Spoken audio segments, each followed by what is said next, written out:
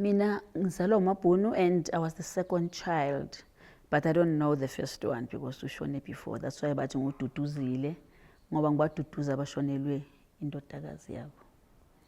So we grew up sibathathu, but we've been two for a very long time.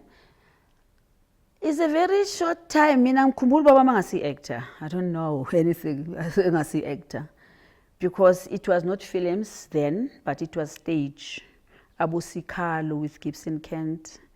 So they would go away, but Obaba was a very jolly. Strict, obviously. I don't think Konbaba Mzulu ngekho strict. Negama elithi Mabhunu walithola ngoba wayemkhulu ewumntwana. So I don't think it was difficult. Mase sefuna ukubasidudla. But uyazi mokhula mose abantu bayaluleka. But waluleka, but mase esefuna abuyele abocetshwayo ke manje he had to gain a lot of weight. And he did because mostly bebefuna umkhaba.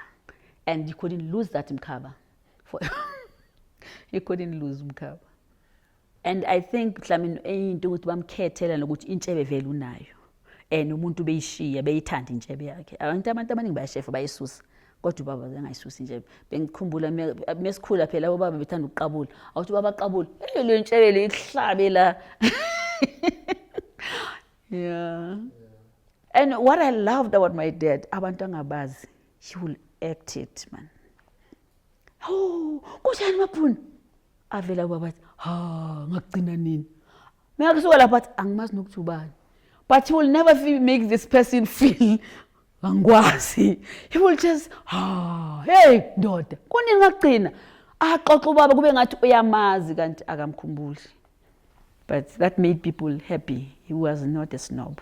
What I liked about my mom, she gave ubabam a chance to be what he wanted to be. Because that time, imagine what you are actor, in log. Hey, Mabhunu mofuna umsebenzi man. Everybody would say, why not you are actor? When does acting come? But ke wampha leyo chance until he was.